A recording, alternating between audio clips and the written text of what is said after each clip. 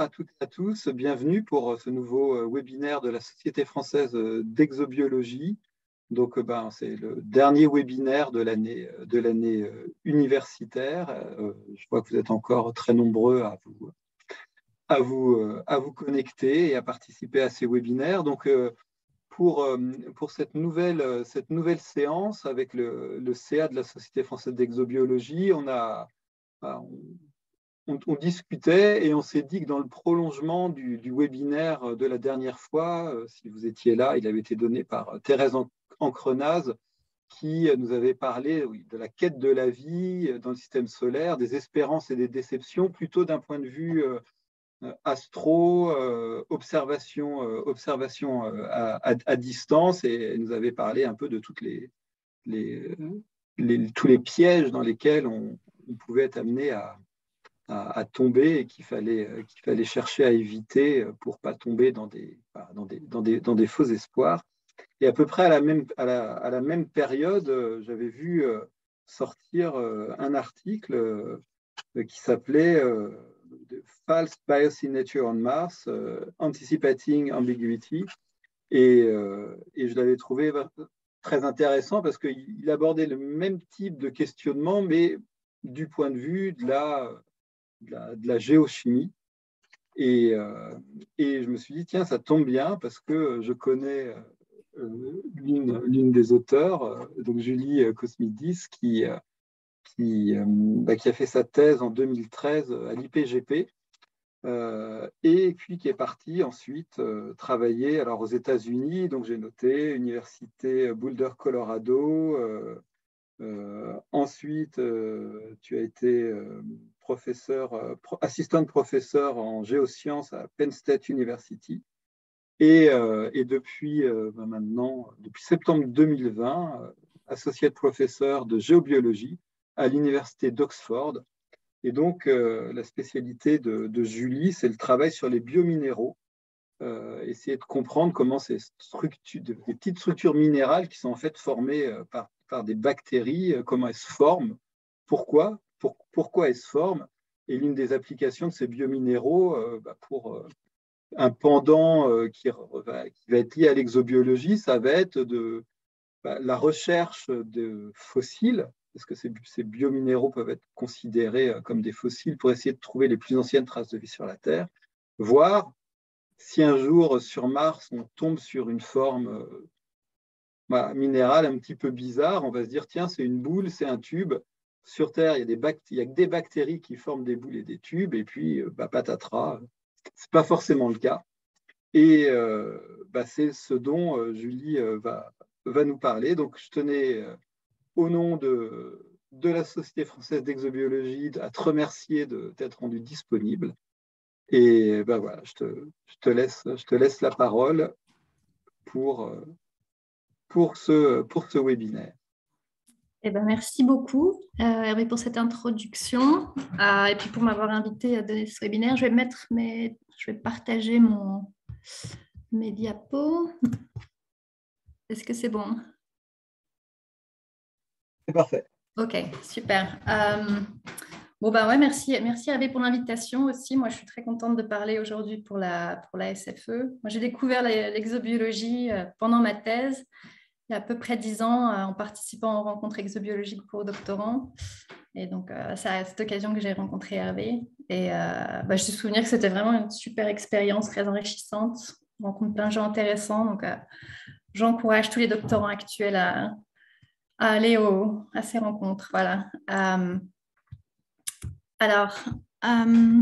vais essayer de passer. Voilà. Donc, moi, je voudrais commencer par cette image qui est c'est une vue d'artiste d'un paysage archéen. Donc, c'est à ça que ressemblait la Terre, possiblement entre 2,5 milliards et 4 milliards d'années.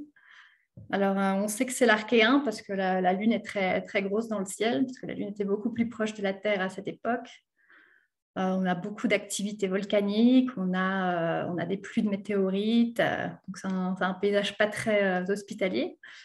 Mais il y a quand même de la vie sur cette image. Si on regarde au premier plan, là, on a des espèces de petits coussins. Et vous avez peut-être reconnu ce que c'était. C'est des stromatolites. Donc, c'est des roches qui sont parmi les plus anciennes traces de vie sur Terre. Donc, celles-ci, par exemple, ont été trouvées en Australie. Ils sont datés de 3,4 milliards d'années. Et ces roches sont parmi les seuls indices qu'on a aujourd'hui pour essayer de comprendre à quoi ressemblait la vie sur la Terre primitive.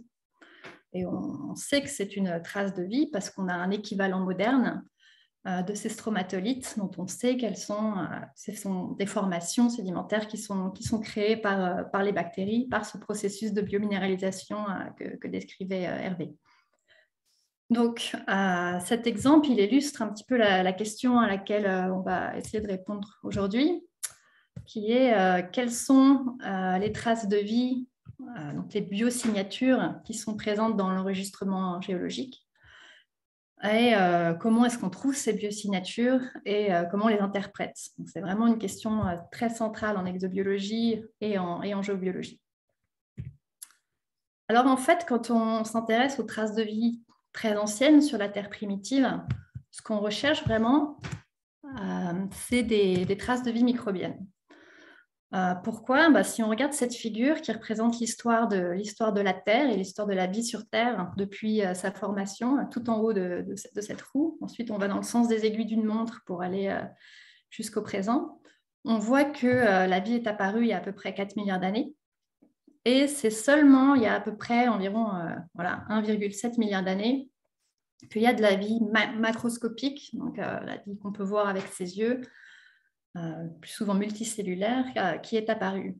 Donc ça veut dire que pendant à peu près 2/3 de son histoire, la vie sur Terre était exclusivement microbienne.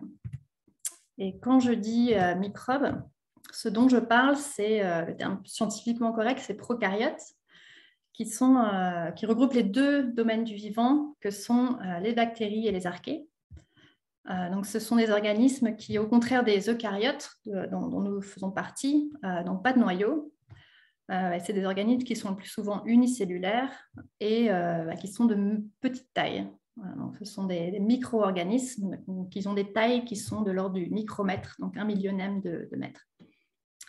Donc, la recherche de traces de vie sur la Terre primitive, c'est vraiment la recherche des traces de vie microbiennes. Si on regarde maintenant la vie extraterrestre par exemple, la vie extraterrestre dans le système solaire, donc si on s'intéresse par exemple à la vie sur Mars, on sait qu'on a des missions en ce moment, on a déjà des rovers, par exemple Persévérance de la NASA qui a été envoyé en 2020. Peut-être bientôt, on espère, une mission de l'agence européenne avec Rosalind Franklin, qui devait être lancée cet été, je crois, mais qui a été reportée. Donc, ces émissions qui ont plusieurs objectifs, mais l'un d'eux, c'est d'essayer de retrouver des traces de vie sur Mars.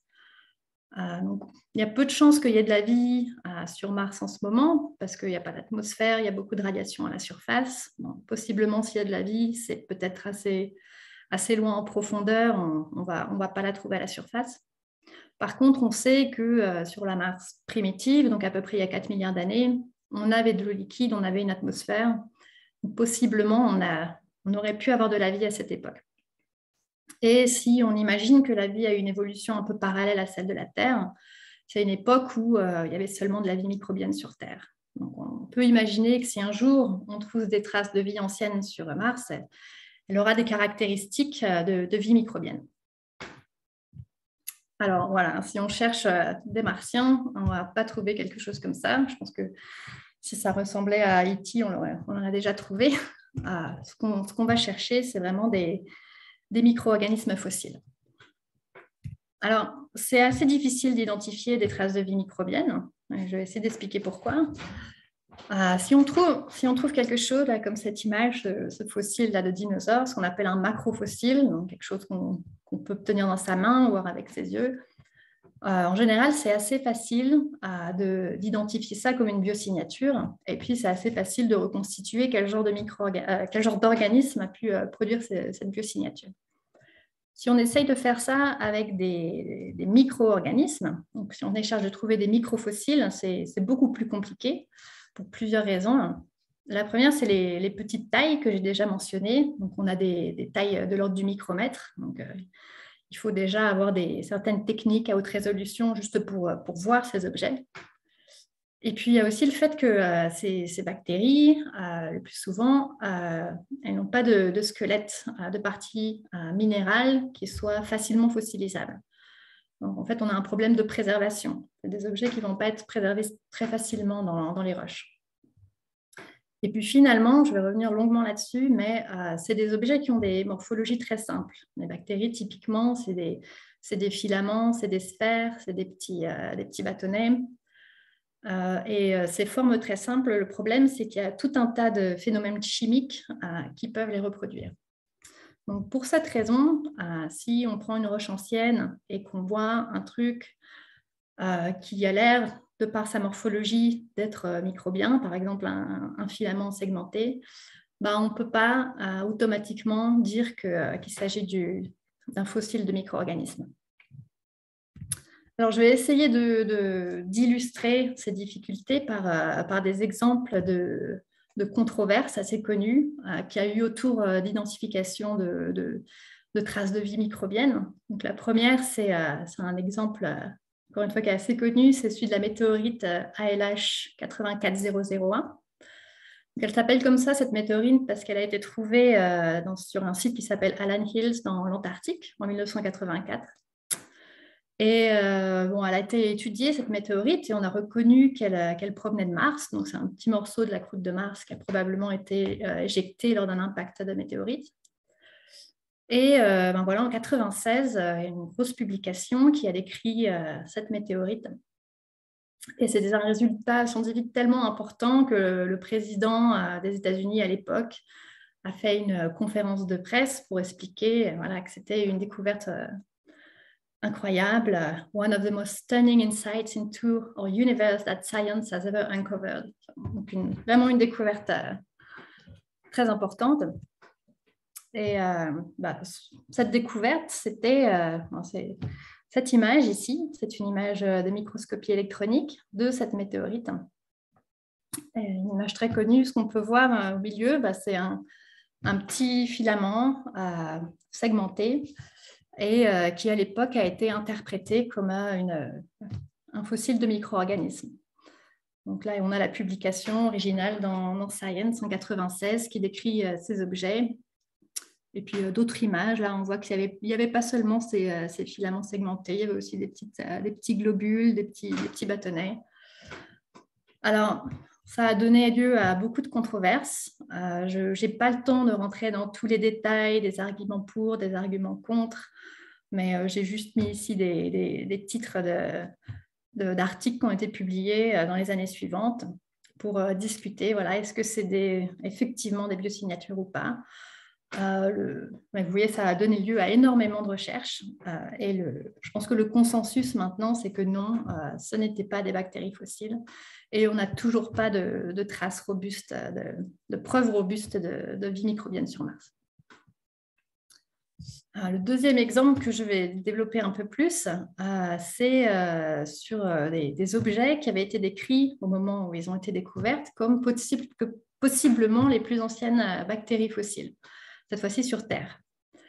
Donc, c'est des objets qui avaient été décrits par William Chopf en 1993, qui avaient été trouvés dans un chert, donc dans une roche riche en silice de l'Archéen, à peu près 3,5 milliards d'années. Et il s'agit de filaments organiques segmentés, donc, qui ont été interprétés lors de leur découverte comme des fossiles de bactéries, possiblement des cyanobactéries, sur la base de leur morphologie. Alors, là aussi, énormément de controverses et de recherches par d'autres personnes pour discuter de la biogénicité de ces objets. L'un des adversaires de Chopf, c'est Martin Brazier, qui était un chercheur à Oxford. Et lui, il a revisité les sites où ces objets ont été trouvés et il a montré en fait que ces objets ne provenaient pas de chert sédimentaires, donc ils se seraient déposés doucement au fond de la mer, mais de veines hydrothermales, donc qui se seraient déposées à haute température, pas du tout un contexte qui serait favorable à la vie des cyanobactéries. Et puis ensuite, il a obtenu plus d'images de ces objets et a montré en fait que ce n'était pas du tout des beaux filaments bien linéaires, mais en fait, c'est des objets qui ont des formes beaucoup plus biscornues, qui branchent dans tous les sens et qui ont des épaisseurs qui varient sur la longueur du filament, donc beaucoup moins compatibles avec une interprétation de cyanobactéries. Et puis, il y a eu une autre étude qui a vraiment encore un peu plus mis du plomb dans l'aile dans l'interprétation de ces objets comme bactéries fossiles. C'est la découverte des biomorphes par Juan Manuel García Ruiz et ses collaborateurs. Alors, les biomorphes, c'est un terme qu'ils ont défini comme des objets non biogéniques, mais qui sont morphologiquement similaires à des organismes vivants. Alors, dans ce cas-là, c'est des objets qui sont obtenus en prenant des gels ou des solutions riches en silice qui contenaient un métal, par exemple le barium. Et ils se sont rendus compte que si on laisse le CO2 diffuser dans ces solutions ou dans ces gels, eh bien, par un processus complètement chimique, sans aucune intervention de la vie, par auto-organisation, on pouvait créer des objets qui sont faits de carbonate et de silice, qui ressemblent très surprenamment à des objets biologiques. Donc, on a ces espèces de filaments segmentés ou qui forment des hélices. Et même à plus fine échelle, si on les regarde de près, on voit même qu'ils ont une espèce de structure avec une enveloppe et quelque chose au milieu, un peu comme un micro-organisme avec sa paroi. Donc, c'était vraiment un très fort argument pour dire attention, la morphologie des objets ne nous indique pas forcément leur origine biologique. Alors, vous me direz, c'est des objets qui sont en fait carbonatés de silice, ce n'est pas des filaments organiques, donc ça n'a pas trop de pertinence pour l'interprétation des microfossiles.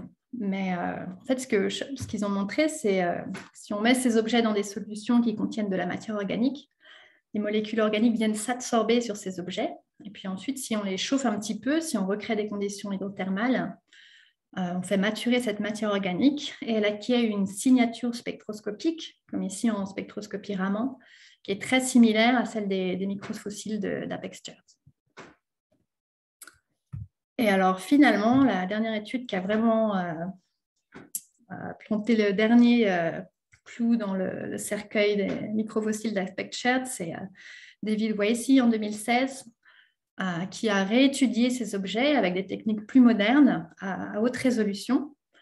Alors, par exemple, ils ont utilisé la technique du Focused Ion Beam, ou FIB, qui est une technique dans laquelle on prend les échantillons de roche et puis on les bombarde avec un faisceau d'ions et on va creuser comme ça petit à petit, couche par couche dans la roche et on va prendre des images à chaque couche et ça va nous permettre de reconstituer des objets en 3D. Et ils ont pu montrer en effet que ces objets n'étaient pas du tout des beaux filaments linéaires, mais étaient des choses un peu biscornues qui partaient dans tous les sens. Et puis avec le FIB, ce qu'on peut faire aussi, c'est couper une petite lame très très mince qu'on va pouvoir étudier en microscopie électronique en transmission. Et on va pouvoir obtenir des cartographies chimiques, donc à très haute résolution de ces objets. Et ce qu'ils ont pu montrer, en fait, ce n'est pas que de la matière organique, ces objets, ça a aussi une composition de minéral, en fait. Ce sont des phyllosilicates, donc des minéraux argileux qui peuvent s'empiler comme ça et former ces serpentins dans les conditions hydrothermales. Donc, voilà, j'ai décrit ces deux exemples, ce n'est pas pour pointer du doigt les gens qui se sont trompés, enfin, c'est assez normal que la science progresse voilà, quelqu'un propose quelque chose et puis d'autres ne sont pas d'accord et puis on discute et c'est comme ça qu'on avance, ce n'est pas du tout un problème. Parce que j'ai utilisé ces exemples vraiment pour illustrer la grande difficulté qu'il y a à identifier les traces de vie microbienne, en particulier dans des roches anciennes.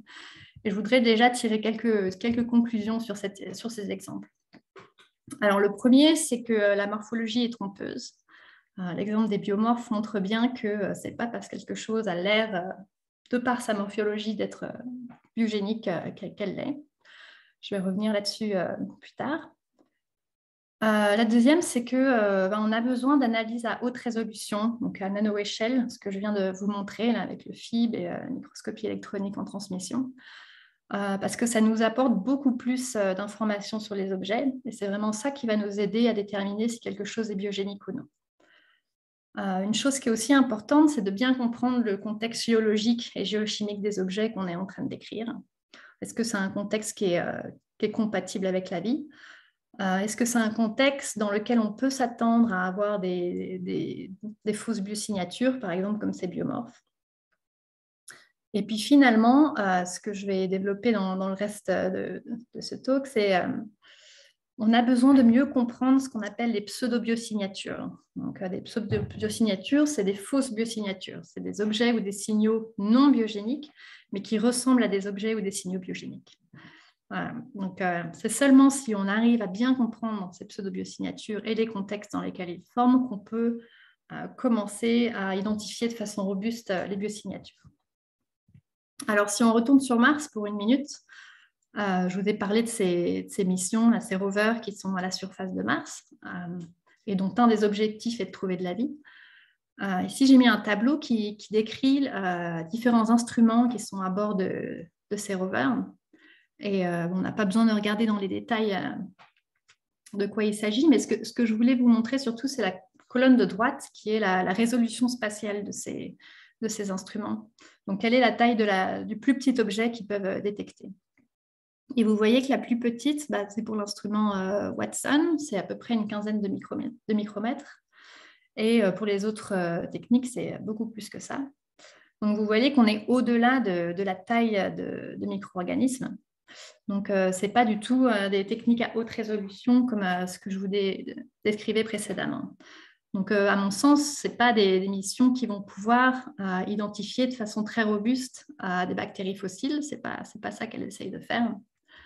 Par contre, ce qui est très intéressant, c'est qu'avec toutes ces méthodes, toutes ces différentes microscopies et spectroscopies qui sont embarquées sur ces rovers, on va pouvoir obtenir plein d'informations sur le contexte géologique et géochimique. Et ça, comme j'ai expliqué, ça va vraiment nous aider à mieux comprendre le potentiel pour la vie d'avoir été formée dans différents environnements.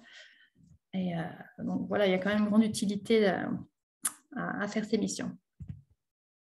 Et alors, ce qui est aussi très intéressant, c'est que la NASA, il y a Persévérance qui est à la surface de Mars en ce moment, et Persévérance collecte des échantillons et va les cacher à la surface de Mars. Et on espère dans la décennie qui vient, la NASA devrait envoyer un deuxième rover qui ira chercher ces échantillons et qui les renverra sur Terre. Donc, ces analyses à très haute résolution que je décris précédemment et qui vont nous permettre de vraiment mieux comprendre le potentiel pour ces roches à contenir des biosignatures, on pourra les faire avec ces échantillons qu'on aura récupérés de la surface de Mars. Donc, ça va être quelque chose de très excitant pour la prochaine génération d'exobiologistes de regarder ces roches. Alors, maintenant, dans la deuxième partie de ce talk, je vais parler un petit peu de mes propres recherches. Je vais décrire ce qu'on appelait les biomorphes carbone-soufre, qui sont une nouvelle famille de fausses biosignatures et qui pourraient potentiellement être pertinentes pour la recherche de traces de vie anciennes sur Terre et sur Mars. Alors, j'aime bien décrire la façon dont ces objets ont été découverts, parce que ils ont été découverts par hasard. Donc, ça illustre un peu ce concept de sérendipité en science, le concept des heureuses découvertes faites un peu par hasard. Je trouve que c'est assez intéressant de montrer que la science progresse aussi comme ça. On part dans une direction, puis on trouve quelque chose auquel on ne s'attendait pas. Donc, en fait, le contexte, c'est que moi, je ne travaillais pas du tout au départ sur les biosignatures ou l'exobiologie. Comme Hervé l'a dit, moi, ma spécialité, c'est la géomicrobiologie et c'est l'étude de la biominéralisation. Donc, c'est la formation des minéraux par les bactéries. Et je travaillais plus particulièrement sur la formation du soufre élémentaire. Donc, le soufre élémentaire, c'est un minéral qui se trouve dans différents types d'environnements. et qui est un intermédiaire assez important dans le cycle du soufre. Donc, vous voyez à gauche, on a le cycle biogéochimique du soufre. Donc, c'est un cycle super complexe. On a des formes réduites de soufre qui sont les sulfures, et on a des formes oxydées de soufre qui sont les sulfates, mais au milieu, on a plein d'intermédiaires. Et vous voyez, toutes ces flèches ici, c'est des réactions qui sont en fait faites par des micro-organismes qui tirent de l'énergie de par leur métabolisme de ces réactions chimiques. Et le soufre élémentaire, c'est un de ces intermédiaires du cycle du soufre. C'est souvent le plus abondant dans l'environnement. Et il est formé par oxydation des sulfures. Alors, vous voyez ici, il y a des images. Le soufre il peut être blanc ou jaune selon sa composition exacte, mais on le trouve dans des sources, on le trouve dans des caves, dans les sédiments marins, on le trouve dans des environnements glaciaires, on peut en trouver un peu partout. Et on pense que le soufre dans l'environnement, il est souvent formé par des bactéries sulfoxydantes, donc qui oxydent les sulfures en soufre élémentaire et qui peuvent de cette façon former des biominéraux. Donc ici, par exemple, on a Thiotrix, qui est une bactérie filamenteuse qui stocke le soufre élémentaire qu'elle biominéralise sous forme de globules qui sont à l'intérieur des filaments. Alors voilà, c'est ça que j'étudiais. Et ce que j'essayais de faire, c'était d'enrichir des bactéries sulfoxydantes. Donc enrichir des bactéries, ça veut dire on prend des échantillons de l'environnement dont on pense qu'elles contiennent des bactéries qui nous intéressent, et puis on les inocule dans un milieu qu'on a préparé au laboratoire pour essayer de faire pousser les bactéries qui nous intéressent. Donc on leur donne des choses dans ces milieux qu'on pense qu'elles ont besoin pour pousser, et puis on espère qu'on va comme ça pouvoir les enrichir et pouvoir les étudier au laboratoire. Donc je préparais des milieux. C'est juste des bouteilles en verre dans lesquelles on mettait de l'eau, un peu quelques sels, parce que les bactéries n'aiment pas pousser dans l'eau pure, et puis des sulfures, donc qui est la source de soufre que ces bactéries sulfoxydantes consomment et dont elles tirent leur énergie. Et puis, dans certaines expériences, j'essayais d'isoler des bactéries hétérotrophes. Donc ça veut dire que c'est des bactéries qui mangent de la matière organique. Donc je leur donnais aussi du carbone organique. Et alors, très bien, les bactéries poussaient, mais ce qu'on fait toujours quand on essaye de faire pousser des bactéries, on prépare aussi dans nos expériences qu'on appelle des contrôles abiotiques, c'est-à-dire qu'on fait le même milieu, mais on ne l'inocule pas avec les bactéries, on le garde stérile.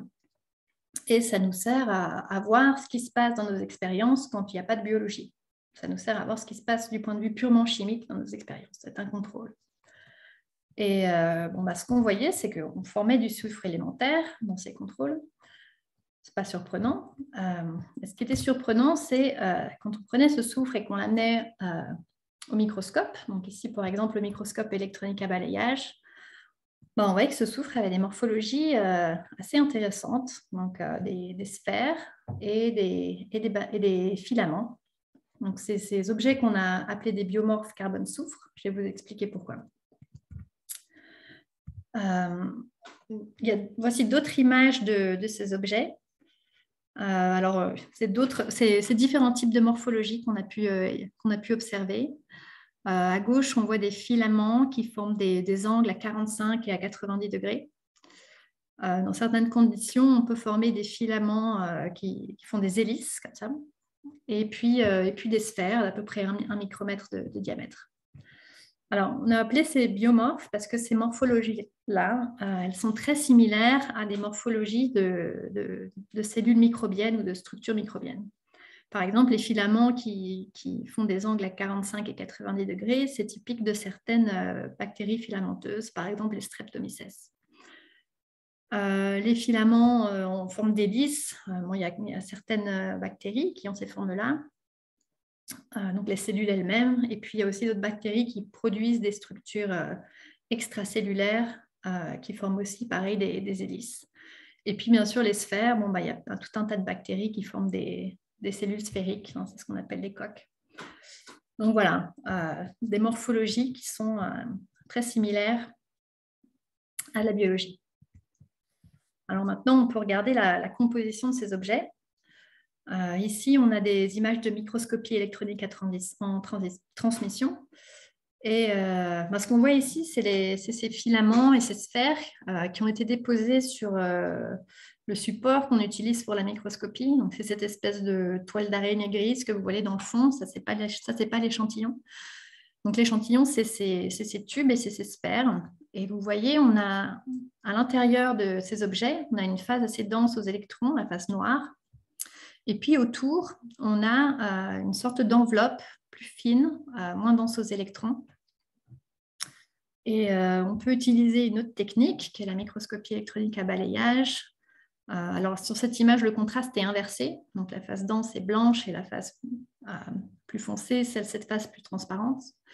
Et on peut utiliser les analyses EDS qui nous permettent d'avoir une composition élémentaire pour ces différentes phases. Et on peut voir que ce qui est dense aux électrons, c'est du soufre. Et ce qu'il y a autour, cette espèce d'enveloppe, c'est du carbone. Et donc, on peut emmener ces échantillons au synchrotron pour faire de la microscopie des rayons X, donc une technique qu'on appelle le STIXM. Et on retrouve nos deux phases, donc la phase de soufre et la phase de carbone. Mais on peut obtenir des spectres d'absorption X qui nous donnent plus d'informations sur la composition chimique de ces objets. Et ce qu'on peut voir, c'est que la phase de soufre, c'est du soufre élémentaire, ce qui n'était pas surprenant. Et la phase de carbone, donc cette enveloppe autour du soufre, c'est du carbone qui a une composition organique assez complexe. Et le pic là, le plus haut, c'est des groupements carboxyliques. Donc c'est le groupement organique dominant dans ces objets.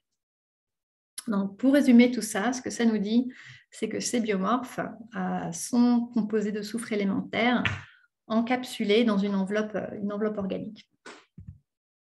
Alors, comment se forment-ils ?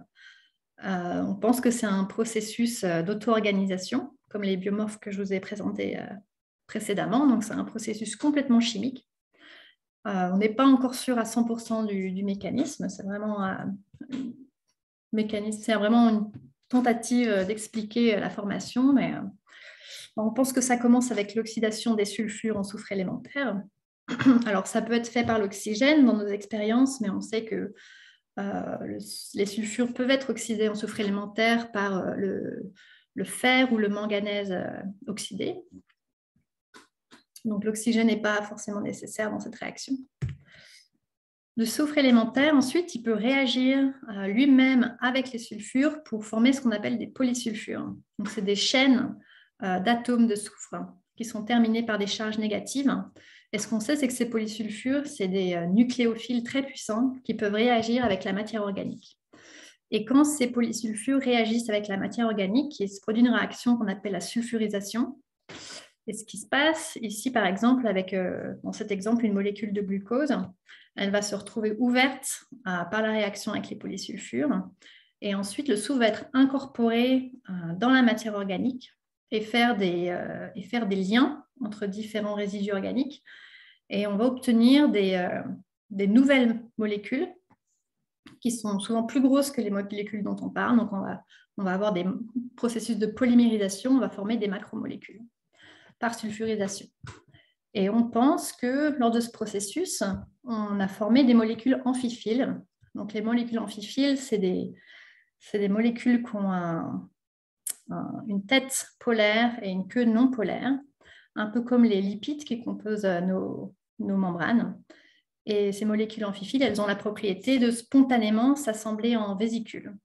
Et selon la taille des molécules et selon les conditions du milieu, on peut avoir des vésicules sphériques, mais on peut aussi avoir des tubes, on peut aussi avoir des hélices. Donc on pense que c'est comme ça qu'on obtient ces différentes morphologies de biomorphes.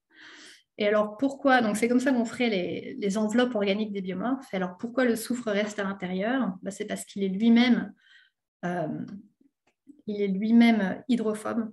Donc il veut rester à l'intérieur de ces vésicules pour être isolé du milieu aqueux. Alors voilà, donc c'est une tentative de mécanisme, on n'est pas 100% sûr, mais c'est peut-être quelque chose comme ça. Donc ce qu'on a fait, c'est qu'on a testé plein de conditions différentes pour la formation de ces biomorphes. Donc on a joué avec les pH, la température, les conditions de concentration en sulfure, concentration en matière organique. On a essayé d'agiter les milieux. On a joué avec la salinité, donc de l'eau de mer jusqu'à l'eau pure. Ce qu'on est en train de faire, c'est de tester le rôle de l'oxygène, et on se rend compte que l'oxygène, en ce moment, on a découvert que l'oxygène n'était pas nécessaire. Donc, on peut aussi former, dans certaines conditions, ces biomorphes en absence d'oxygène. Et ce qu'on peut faire aussi, c'est jouer avec le type de matière organique qu'on introduit dans ces expériences. Donc, les premières expériences, elles étaient faites avec du yeast extract, qui est un mélange organique complexe qu'on donne d'habitude dans les milieux de culture bactériens, parce que c'est très riche. On a testé les acides humiques, qui sont les molécules organiques qu'on trouve dans les sols. Donc, c'est aussi une source assez complexe de matière organique. Ensuite, on a testé des molécules plus simples. Donc, par exemple, du glucose, qui est un sucre simple, la glycine, qui est un acide aminé simple. Et puis, ce qu'on est en train de faire maintenant, c'est de tester plusieurs types de molécules organiques prébiotiques. Donc, c'est des molécules organiques qui auraient été présentes sur Terre avant l'origine de la vie. On trouve par exemple dans les météorites ou dans les comètes. Et je ne vais pas trop en parler parce que c'est des résultats tout nouveaux, pas publiés, mais ce qu'on trouve, c'est qu'il y a plusieurs de ces composés prébiotiques qui marchent aussi pour la formation de ces biomorphes. Alors, dans toutes ces conditions que je décris, on a réussi à former ces objets.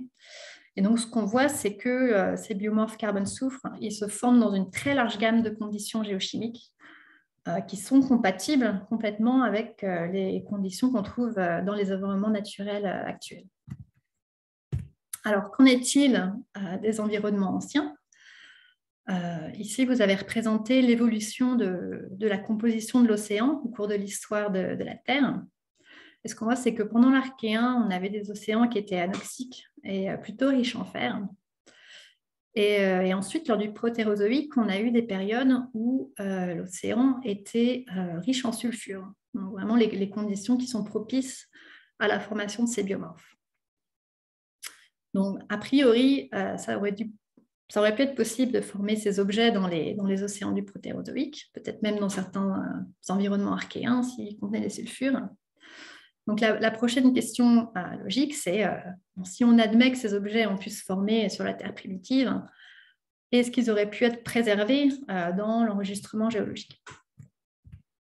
Alors, on peut regarder à quoi ressemblent les microfossiles qu'on trouve dans les roches du Précambrien. Donc, ici, vous avez plusieurs exemples de roches archéennes ou protérozoïques, où on a trouvé des microfossiles. Donc, ce sont des objets organiques.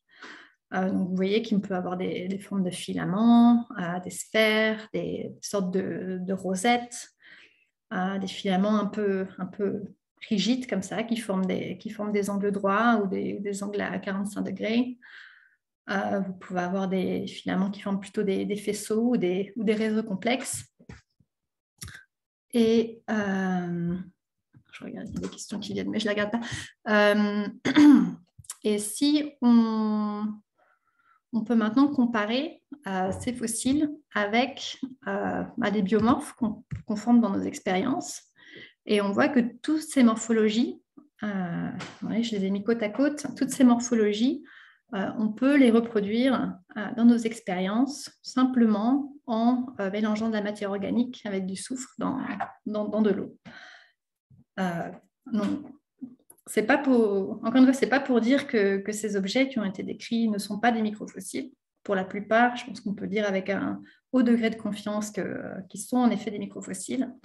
Mais c'est juste pour insister à nouveau sur le fait qu'une morphologie ne veut pas dire grand-chose en termes d'identification de biosignature.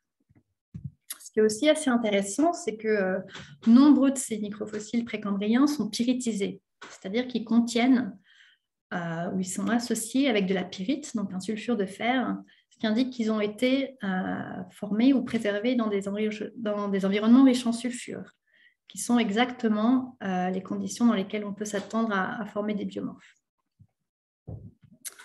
Donc, on a cette hypothèse que peut-être les biomorphes carbone-soufre auraient pu être formés dans des environnements précambriens et peut-être préservés dans les roches. Donc, ce qu'on a fait, c'est une expérience pour tester cette hypothèse. Donc, on a essayé de voir si on prend des biomorphes et on essaye de les fossiliser au laboratoire, qu'est-ce qu'on obtient. Donc, on a choisi de faire une expérience de silicification, ce qui veut dire qu'on essaye de recréer une fossilisation dans un chert, donc une roche riche en silice.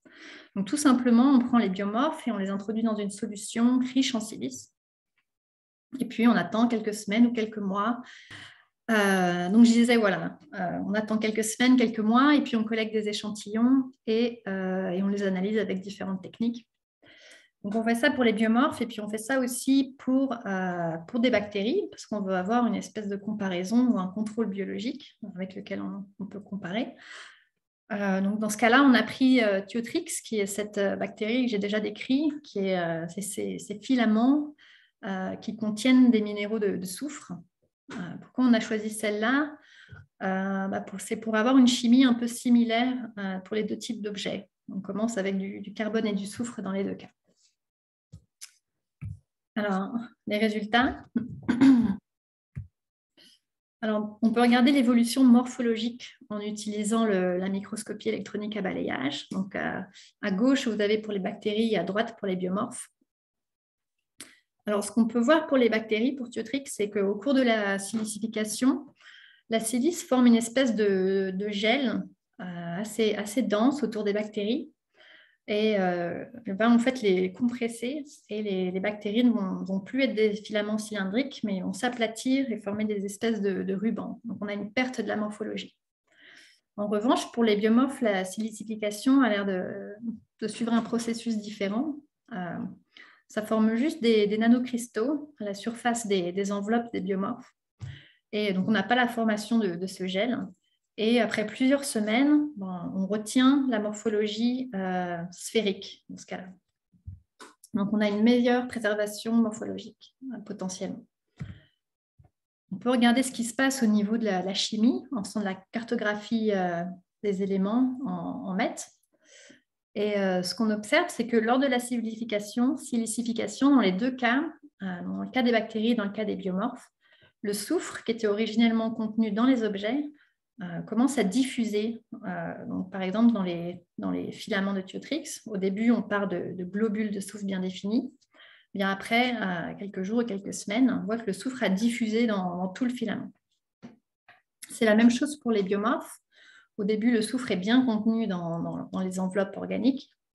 Et après quelques temps, il commence à diffuser, donc quitter l'intérieur des vésicules organiques. Donc, on se retrouve avec des enveloppes organiques vides.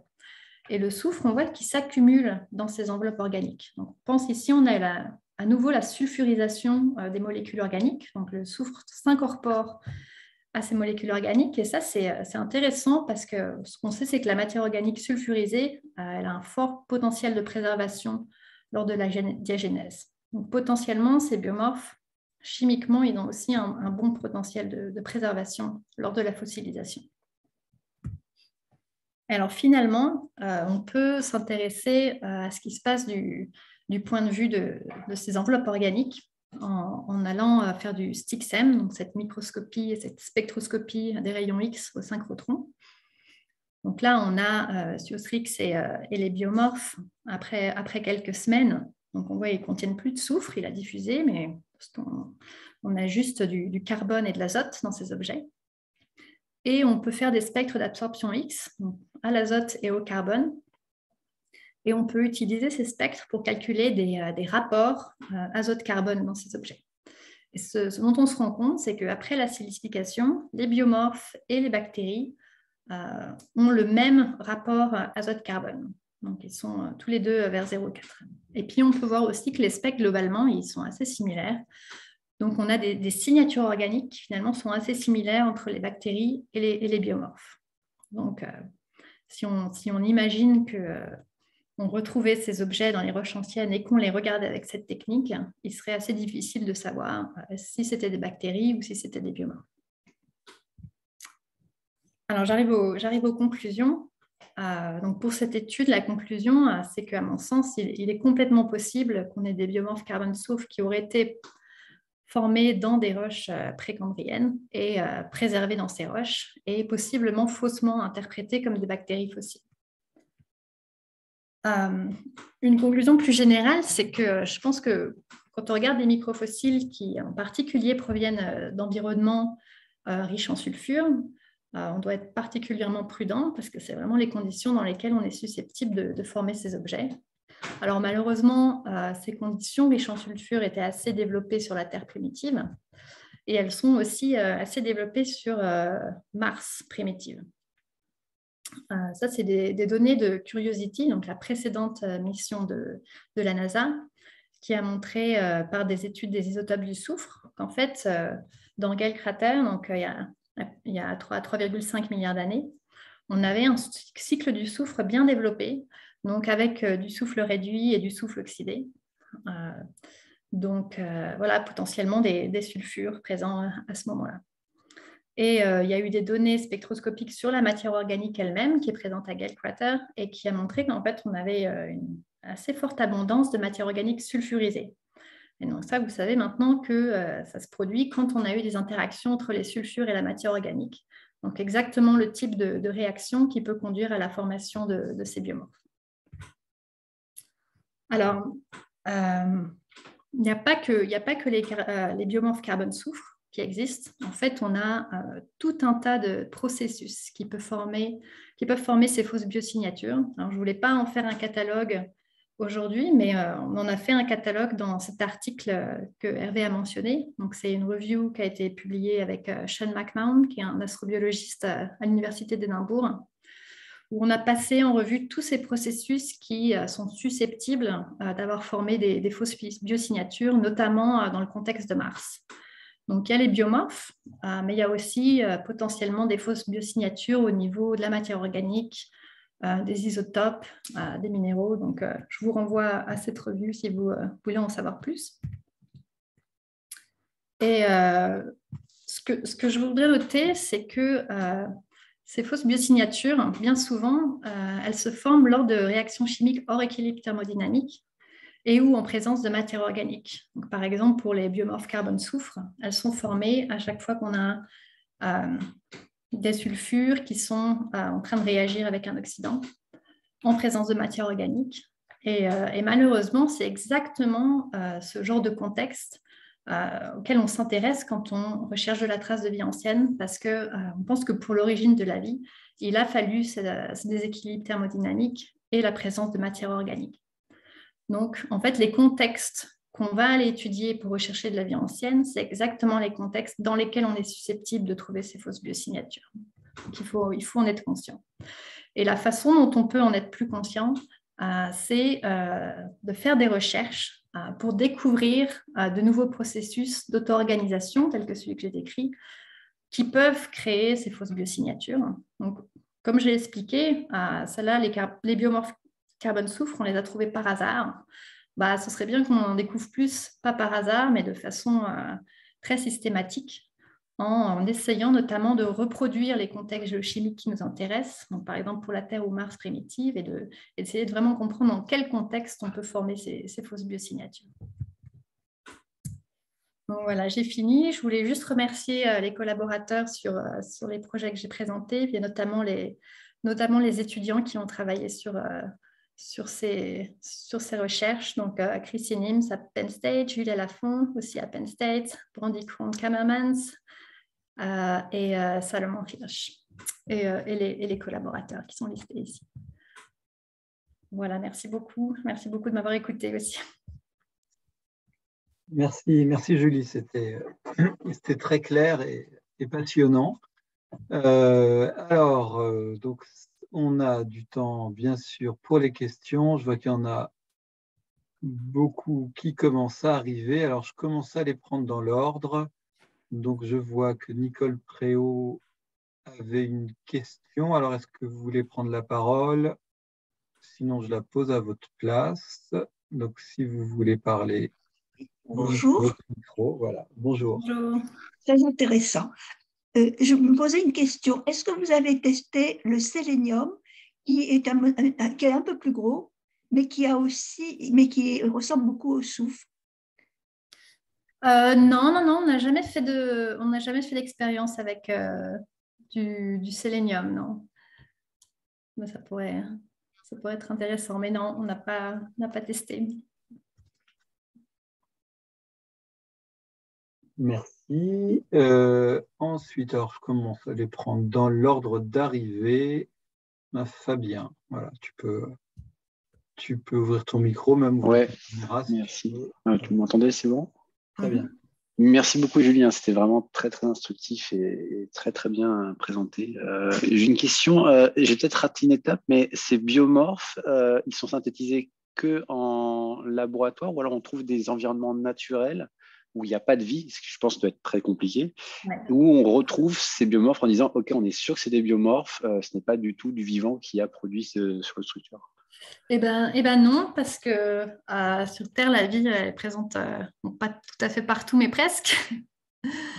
Par contre, ouais, ce serait intéressant d'aller dans les quelques environnements extrêmes qu'on connaît et de voir si on les trouve, si c'est des environnements qui sont riches en sulfure et s'il y a suffisamment de matière organique abiotique.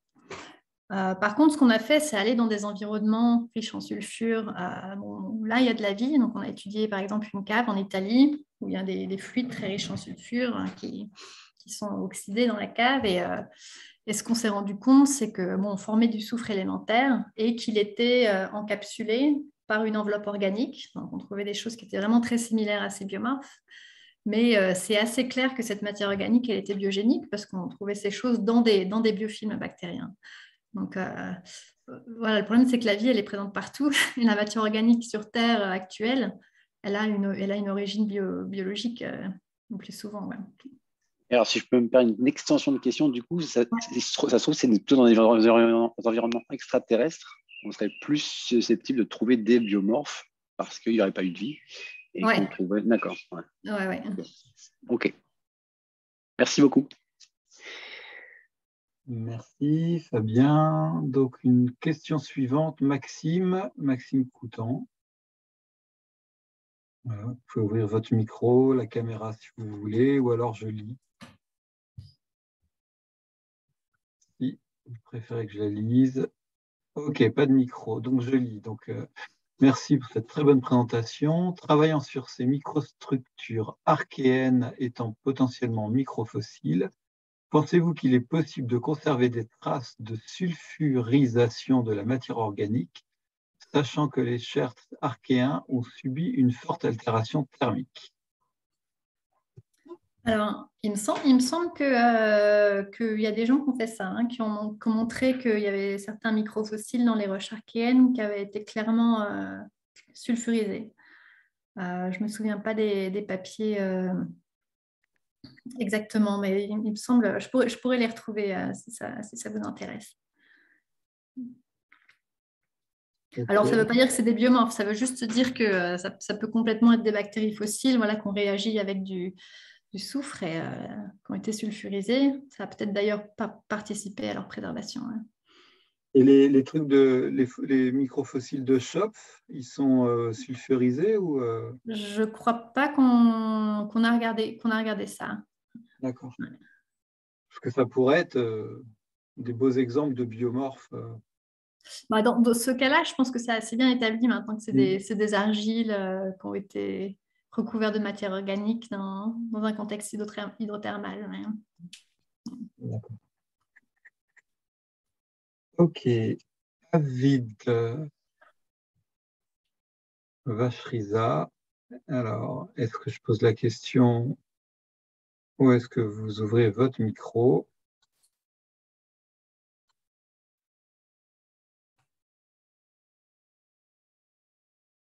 Non, alors je vais poser la question. Alors, d'après les fossiles de dinosaures qui ont été découverts, est-ce que les images des dinosaures qu'on voit sont réelles ou juste animation? Je sais pas. Bon, ce que j'ai montré, c'est un dessin. Mais, ouais. Le fossile que j'ai montré, c'est un vrai. Il est assez spectaculaire parce qu'il est vraiment bien en place. Et j'ai montré un dessin qui est donc une reconstitution de ce à quoi l'animal pouvait ressembler. Ok, je vois le message David. Alors, j'ai vu que François Robert a levé la main. Alors, dans l'ordre, je vais faire la question de Cyril, Jean Collas. Il y a quelqu'un qui est connecté avec le nom de Julie Cosmidis. Oui, c'est un peu bizarre. On dirait que je me fais des compliments à moi-même. C'est pas moi. Il y a Mais un merci. blagueur, une blagueuse ou bon. Ouais. Cyril peut-être. Et puis après François Robert. Bonjour, merci beaucoup pour cette excellente présentation. C'était vraiment très très intéressant. J'ai une petite question sur un peu le statut de cette recherche parce que, comme vous l'avez montré, c'est assez exploratoire. Dans une slide, vous avez montré qu'il fallait tester plein de paramètres différents.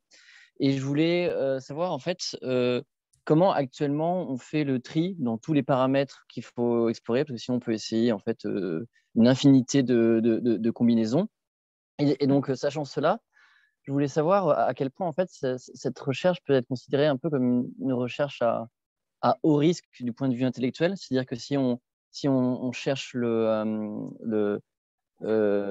l'espace des paramètres, si ça se trouve, on pourra ne tomber sur aucun biomorphe à la fin et donc passer des semaines, des mois, des années à essayer des combinaisons sans rien.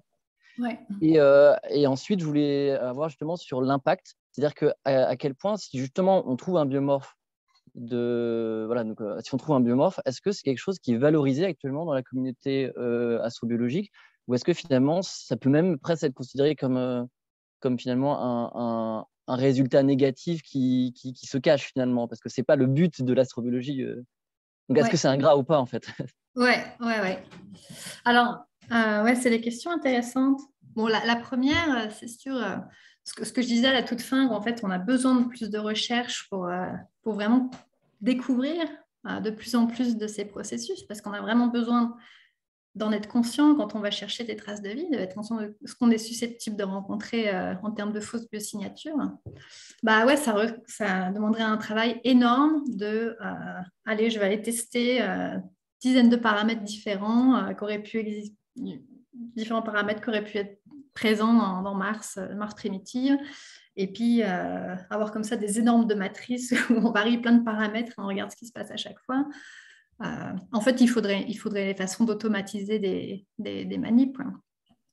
Et c'est quelque chose que j'essaye de faire, c'est de faire des manips dans ce qu'on appelle des microplates. Donc, c'est des petites plaques avec des puits dans lesquels que les microbiologistes étudient d'habitude quand ils veulent screener des souches, où on peut avoir sur la même plaque 96 expériences différentes parce qu'il y a 96 puits. Et puis, il y a des microscopes qui permettent d'automatiser l'imagerie de ces puits. Donc, un microscope tout seul va obtenir des images en toutes ces conditions. Et comme ça, on peut essayer d'automatiser un petit peu le processus de recherche des biomorphes. Et en fait, je pense que c'est ça qu'on a besoin de faire parce qu'en effet, il y a trop de conditions à tester. Et en effet, il y a un élément de risque parce qu'on peut ne rien trouver. Mais en même temps, je pense que c'est vraiment indispensable. Parce que sinon, on part à l'aveugle. Quand on ira chercher, quand on va ramener ces roches martiennes, si on n'est pas conscient de ce qu'on peut potentiellement trouver juste avec de la chimie, on risque de faire des grosses erreurs, comme il y en a eu beaucoup dans le passé. Alors maintenant, sur le côté ingrat de ces recherches, je trouve que le côté ingrat, en fait, c'est que ça serait toujours moins excitant pour, mettons par exemple, un journaliste scientifique de décrire un truc qui, on peut faire ça et c'est pas de la vie. Ce sera toujours moins intéressant que de dire on a trouvé le nouveau plus ancien fossile ou on a trouvé peut-être une trace de vie sur Mars. C'est sûr que ça va pas du tout avoir le même raisonnement. Donc, si on travaille pour la gloire, c'est pas le truc à faire. Par contre, moi, encore une fois, je trouve que c'est vraiment indispensable de faire ces recherches, même si elles sont un peu ingrates, parce que voilà, sinon on travaille à l'aveugle. Voilà. J'espère que ça répond à oui, je veux juste savoir, et du point de vue de la communauté astrobiologique, est-ce qu'il y a une reconnaissance de la nécessité de cette recherche de manière générale ou pas vraiment? Je pense, oui. Enfin, la preuve, l'invitation d'Hervé aujourd'hui. Bonne réponse. Ouais. Oui, je confirme que ce genre de choses est scruté avec beaucoup d'intérêt pour la recherche de la vie ailleurs, et aussi pour les plus anciennes traces de vie sur la Terre. François Robert. Ah, alors j'utilise rarement Zoom. Est-ce que vous m'entendez? Oui, on te voit et on t'entend Ouais. très bien. Bon, d'abord, oui, l'exposé était très bien. Pas seulement la forme était bien, mais le fond. Parce que moi, voilà, je trouve que c'est exactement la direction qu'il faut, en tout cas en ce moment, hein, parce qu'il y a 20 ans, les problèmes ne se posaient pas de la même façon, mais aujourd'hui, vraiment, il faut essayer d'y voir clair. Alors, moi, j'ai toujours été sensibilisé à ces problèmes de qu'est-ce que pouvait être un bon biomarqueur. J'en avais trouvé deux, je ne suis pas sûr mais je voudrais les suggérer et vous demander ce que vous en pensez. Le premier, c'est l'association qu'on voit très bien, la nanosims, pour les parois, par exemple, de ce qu'on croit être des cellules, entre le carbone et l'azote. Parce que métaboliser de l'azote ou associer de l'azote à du carbone, à part la vie, je ne vois pas trop comment c'est possible. Mais ça veut, voilà, c'est une opinion personnelle. Je crois qu'il n'y a pas beaucoup de travaux là-dessus. Bon, on sait que la vie, évidemment, va faire ce métabolisme, va faire cette liaison. Mais à part ça, je ne vois pas comment elle peut être faite. Et il y a une autre signature qu'on a mis en évidence il y a quelques années, qui est là, à mon avis, encore plus robuste. C'est l'isotope de l'oxygène. Je vous explique en 2 mots. La composition isotopique de l'oxygène de l'air est très différente de la composition isotopique de l'oxygène du plancton. Parce que le plancton, il ne respire pas l'oxygène de l'air, mais il métabolise l'eau. Et quand on regarde les chérogènes qui sont très anciens, 3 milliards, 2 milliards, ils ont toujours la composition isotopique de l'oxygène du plancton. Donc ça peut, à mon avis, pas être forcément une coïncidence. Là, je crois que en tout cas pour la Terre, c'est une biosignature qui me semble robuste, mais ce n'est pas un travail facile et ça n'a pas été repris par personne. D'accord. Bah, c'est intéressant. Ouais, les isotopes de l'oxygène, c'est quelque chose que j'ai jamais vraiment regardé du point de vue des biosignatures. Donc, je sais pas si Ouais, quelqu'un en sait plus, mais ouais, c'est intéressant. ouais. Après, sur l'association carbone-azote, alors nous, dans nos manips, hein, ce que je montrais, c'est que dans les biomorphes, on a du carbone et de l'azote, même dans les bons ratios du vivant dans ces biomorphes fossilisés. Mais ça, c'est parce qu'on est parti de molécules organiques qui contenaient du carbone et de l'azote. Voilà. Alors, je sais pas, en fait, c'est plutôt, je pense, dans le domaine de compétences d'Hervé. Est-ce que dans les molécules organiques prébiotiques, on a des associations carbone-azote? Ça, Ah ben, quand on fait, alors bon, je ne sais pas si ça va répondre exactement à la question, mais si on fait des manips, par exemple, d'irradiation de glace, voilà, simulation de glace interstellaire, on va réussir. Alors, si on part avec de l'ammoniac, hein, si on part avec du N2, c'est plus compliqué. On va incorporer de l'azote. Les manips qui simulent la chimie de l'atmosphère de Titan, par exemple, qui vont former ce qu'on appelle des tholins, les analogues d'aérosols. Alors cette fois, à nouveau, alors là, si on peut partir avec du N2, mais on y va avec des particules, avec par exemple des plasmas. Dans des plasmas, les UV simples solaires ne vont pas être suffisants, mais on va avoir de l'azote dans la matière organique qui est synthétisée. Alors après, bon, jamais par contre travaillé sur les choses que mentionnait François. Oui, mais c'est intéressant parce que ça veut dire que si on a besoin d'environnements comme ça pour faire la liaison covalente CN, ça a des tas d'implications parce qu'elles existent dans ce qu'on pense être des parois bactériennes du précambrien. Elles existent, elles sont là, ces liaisons. L'azote est toujours associé au carbone.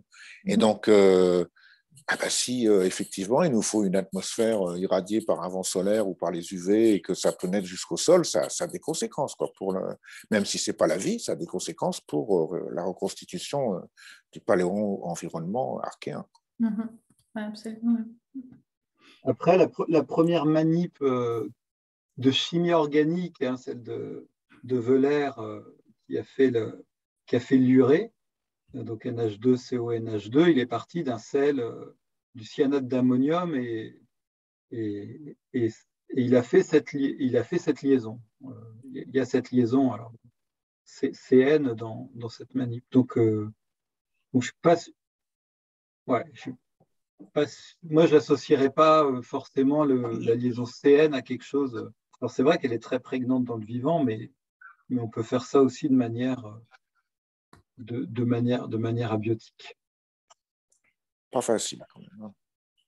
Pas facile. Ouais, c'était un peu l'idée aujourd'hui, de montrer que c'est pas facile. Bon, voilà. J'ai trouvé que c'était très bien. Vraiment, c'était très, très bien. Non, merci.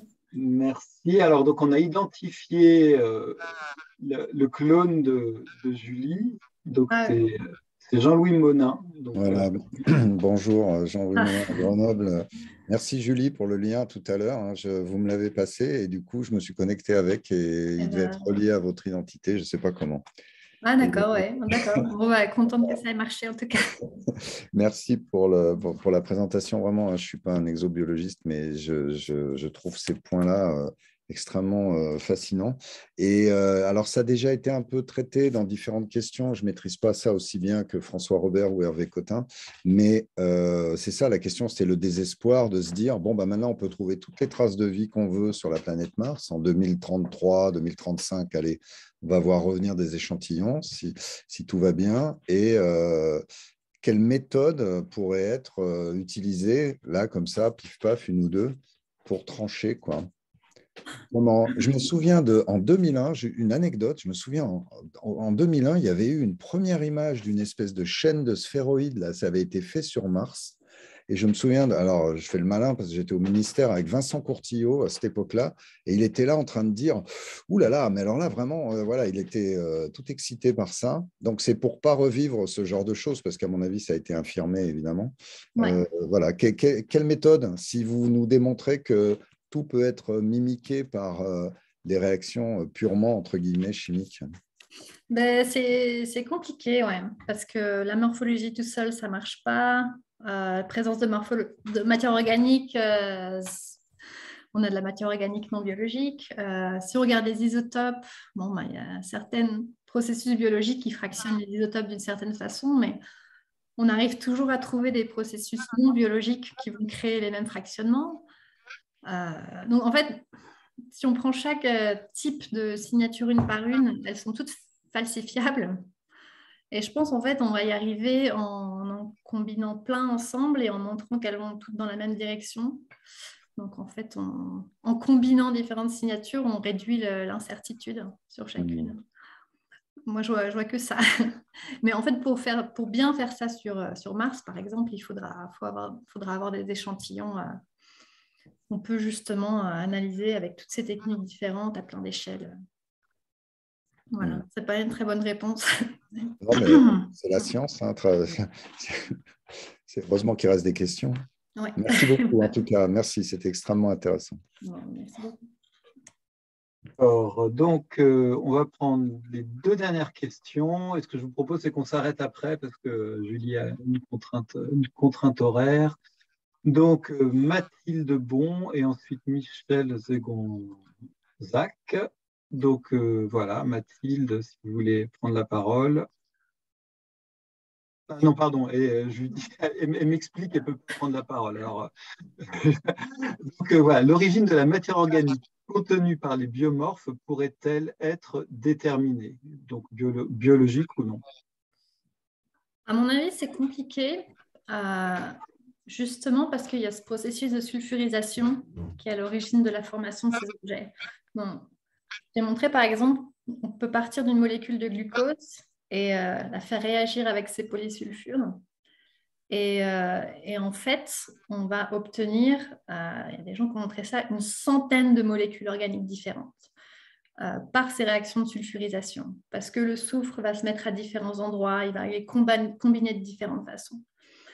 Donc, en fait, dans l'objet final, ce qui est incorporé n'a plus beaucoup de liens avec la molécule organique dont on partait. Donc, à mon avis, ça va être très, très compliqué de tracer la molécule organique présente au départ lors de la formation de ces objets. Voilà. Je sais pas que ça répond à la question. Et donc, dernière question, Michel Zegonzac, si vous voulez faire votre commentaire, c'est plus un commentaire qu'une question. Oui, mais ça reflète. Je peux lire ce que j'ai écrit? Oui, allez-y.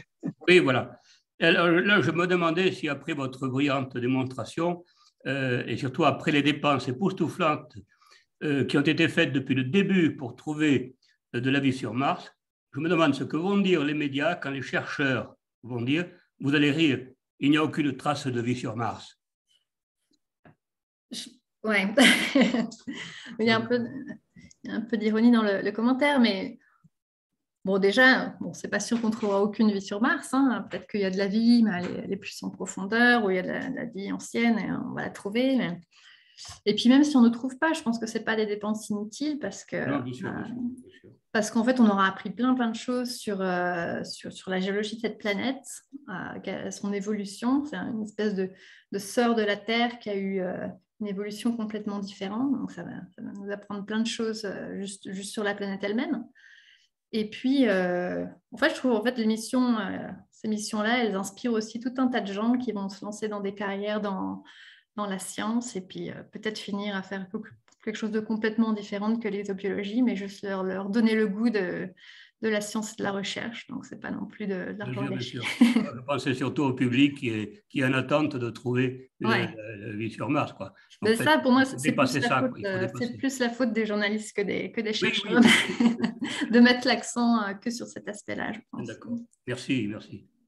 Hervé, tu me permets juste un petit commentaire justement sur les dépenses spatiales. Je voudrais quand même préciser l'argent dans le spatial est essentiellement dépensé dans les salaires des gens. Donc, c'est-à-dire des gens qui vont développer des technologies, qui vont faire des expériences scientifiques qui n'ont pas que vocation à appuyer les missions spatiales, hein, qui vont être beaucoup plus larges, qui vont diffuser les articles scientifiques et du développement scientifique et technologique. Donc voilà, les prix qu'on nous annonce souvent, c'est avant tout des salaires. Il ne faut pas imaginer que c'est des missions plaquées or qu'on envoie dans l'espace à des coûts astronomiques. En fait, c'est l'humain qui coûte cher dans les missions spatiales, en premier. Oui, c'est vrai. Eh bien, je pense qu'on peut s'arrêter sur ces considérations, effectivement, qui font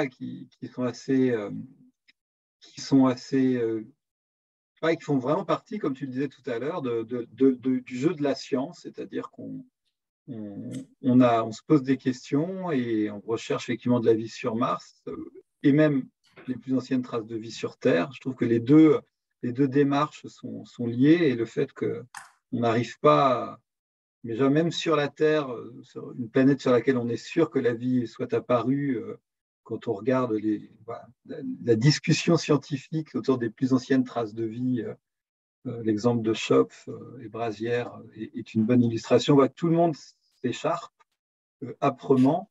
Et quand on transpose ça à la problématique qui va se poser sur Mars, parce que je pense qu'on aura forcément des trucs bizarres qui vont être détectés sur Mars, eh ben, il faut pas aller dans se dire, faut pas dire on ne trouvera jamais, on ne répondra jamais à la question, mais je pense qu'il ne faut pas se précipiter. Et le travail de Julie en est une très belle illustration. Donc merci à tout le monde. On a été assez nombreux à se connecter ben voilà, il n'y aura plus de webinaire avant les vacances scolaires, mais on réfléchit à un nouveau webinaire en septembre avec, si vous êtes membre de la SFE, une AG qui est prévue le 20 octobre. Ben voilà, merci encore Julie, merci à tous les participants et les participantes qui sont connectés pour vos questions, votre curiosité, et puis à une prochaine fois. Merci tout le monde. Au revoir.